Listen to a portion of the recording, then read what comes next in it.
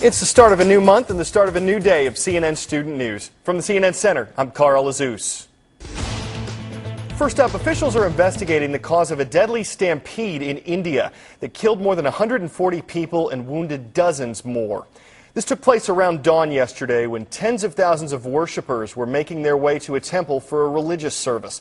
The building is located on top of a steep, narrow pathway, and authorities say that when the stampede started at the top, the momentum carried it quickly down the slope. Malika Kapoor reports on the aftermath of this tragic accident. A temple visit turned tragedy. A stampede at a Hindu temple in the western Indian state of Rajasthan. Victims are being treated in hospitals in the historic city of Jodhpur. An extra team of doctors have been put on duty. Ambulances have been mobilized. Private hospitals have also been mobilized. Police are investigating what caused the stampede. They deny it was caused by rumors of a bomb. A huge crowd was there at the slope, and people were in a hurry. And that is how the accident happened.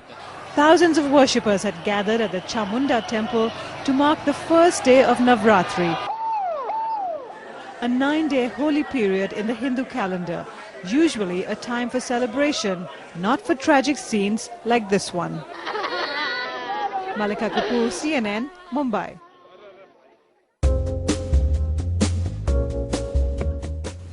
Our country is not facing a choice between government action and the smooth functioning of the free market. We're facing a choice between action and the real prospect of economic hardship for millions of Americans, for the financial security of every American. Congress must act. As President Bush calls for action from Congress, digital activity forced some congressional servers into inaction. The system got overwhelmed when a ton of people logged on to read the bailout bill and email their representatives about it. Administrators had to install a digital traffic cop to handle the overload. That is the first time that has ever happened. Atia Abawi reports on the current status of the bailout negotiations on Capitol Hill. One day after a major financial bailout plan failed to get the necessary votes in the House, President Bush tried to reassure Americans and urge lawmakers to keep pressing on. I assure our citizens and citizens around the world that this is not the end of the legislative process. We're in an urgent situation, and the consequences will grow worse each day if we do not act. The bailout bill was supposed to rescue Wall Street and in turn help Main Street Americans. But aspects of the legislation have congressional leaders divided. Those who oppose the bill argue more needs to be done to protect taxpayers. On Tuesday, a small group of Democrats proposed revisions. We want something that will really work. We don't want to reward bad behavior. We don't want to saddle the taxpayer.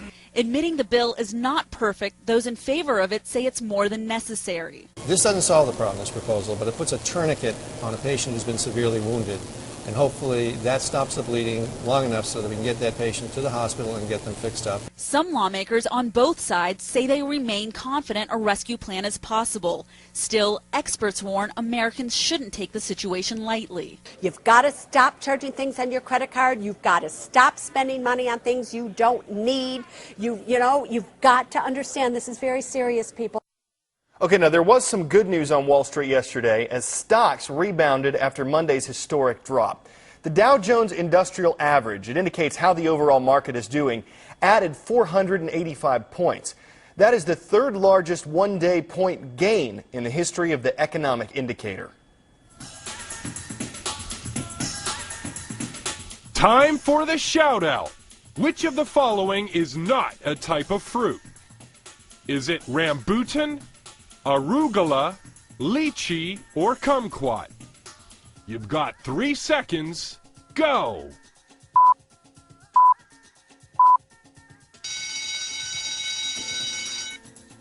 The only option here that isn't an exotic fruit is arugula.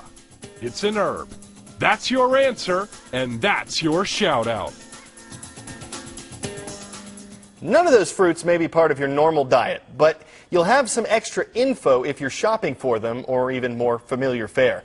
That is because there's this new law that requires stores to tell consumers where certain foods come from. Given recent health scares like the tainted milk scandal we told you about in China, this may sound like a good idea. Dr. Sanjay Gupta has the details on it. Well, they're called the cool labels, country of origin labels. Pretty good name for something that's been a long time coming. A lot of people would argue this idea of being able to know where your food comes from is something that's gained a lot of momentum, especially with a lot of these recent food scares. So I want to tell you specifically what foods we're talking about overall here. Meats, whole cuts and ground, as well as fish and shellfish. Some of those have been labeled for some time already. Fruits and vegetables, nuts, and even some supplements, as you see there as well. But if you take this a step further, and I think it's important to do this, you'll recognize that not all foods are labeled, and that leaves some pretty big loopholes in the entire system. For example, I went to the grocery store here, take a look at this chicken. A raw chicken like this would require a label.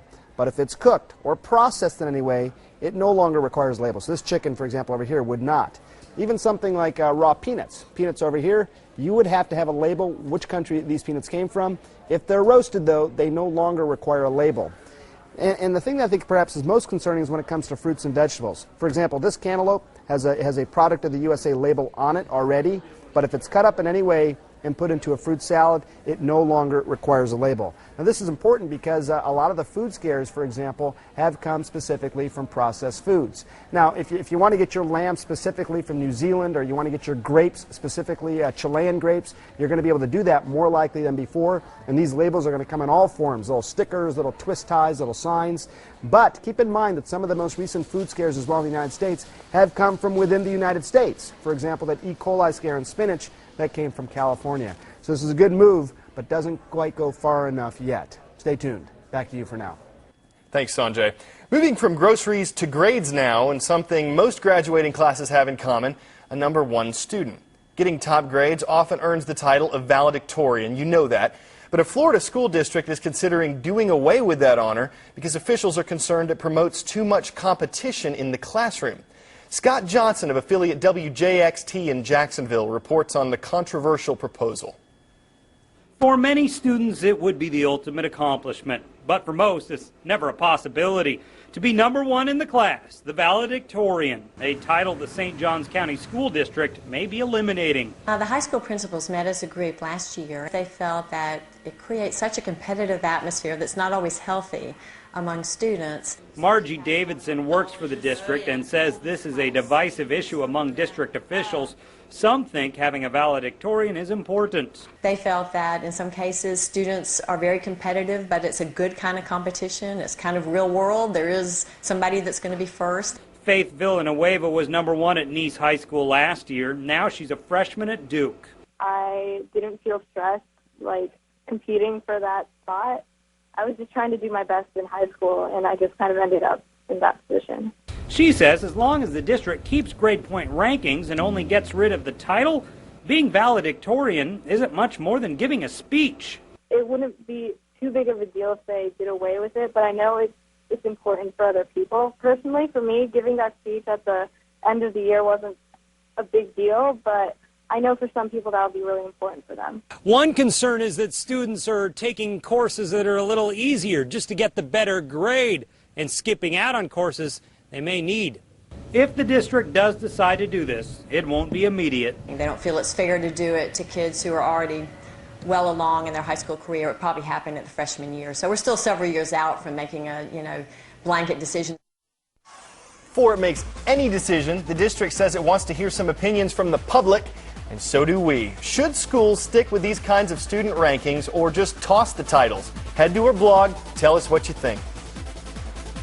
And before we go, a beastly battle with an unexpected outcome. Despite this bandage, this terrier actually triumphed over a shark. During Jake's daily swim last Friday, this 5-foot shark decided Jake would make a good snack. When the dog was dragged underwater, his owner dove in, gave the shark a smackdown, punching the thing in the back of the neck. The shark let go, Jake popped back to the surface, the dog and the owner swam to safety. No meal for the shark, though, not even a doggy bag. Cheesy, but awesome. That's where today's show reaches shore. We'll see you tomorrow.